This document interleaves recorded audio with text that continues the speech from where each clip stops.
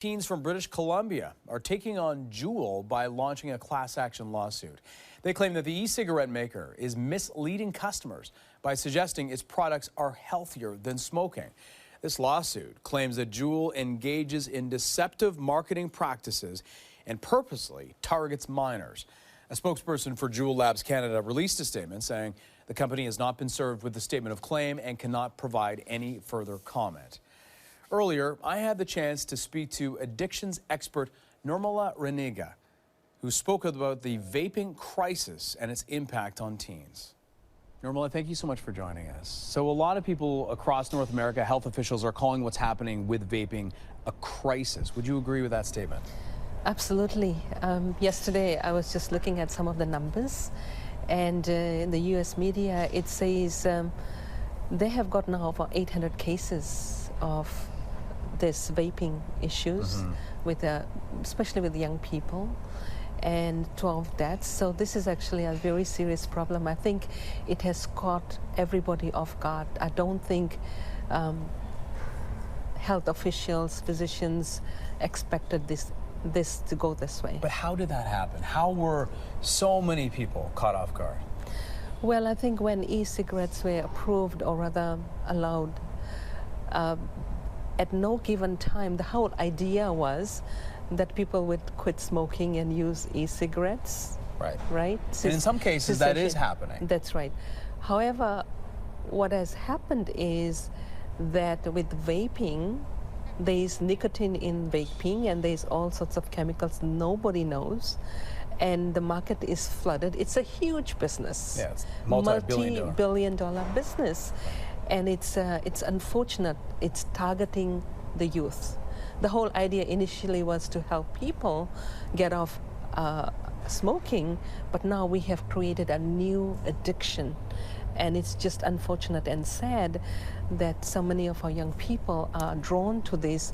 And the reason, it's because they want to feel that connection.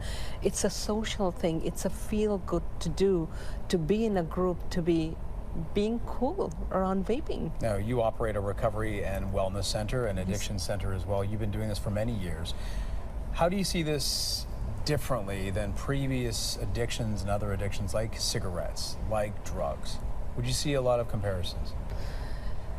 The unfortunate part in this is there's chemicals in this vaping devices that nobody knows the risk. So there's two parts to this. One is the actual addiction part, that when you do any kind of an activity or something that really releases chemicals, feel good in your brain.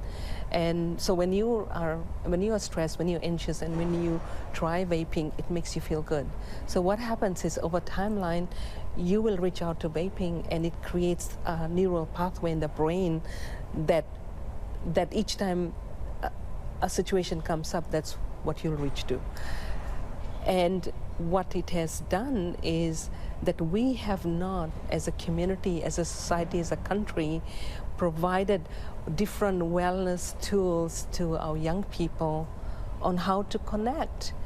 So, for example, at home, when the parents have an argument, or if the parents are not available and the child is feeling isolated, and when they come home, they're not getting that love, that connection, that attention, affection, they're not getting it home, they're going to look for it outside.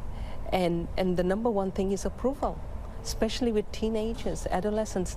They're looking for approval from home, and if they're not getting that, they're going to go on the outside. And coming back to when we think about addiction, the big thing is the pain. We focus on the drugs, the alcohol, the food, the vaping, but at the end of the day, it is about emotions and pain. And often when people cannot process their emotions in a safe setting, in a family setting, where they're not going to be judged, where compassion is a big thing, they will hide, they will isolate, they will withdraw, and they will engage in behaviors that's going to lead them into serious consequences. Now, Nirmala Raniga, thank you so much for your insight this morning. Thank you so much for having me.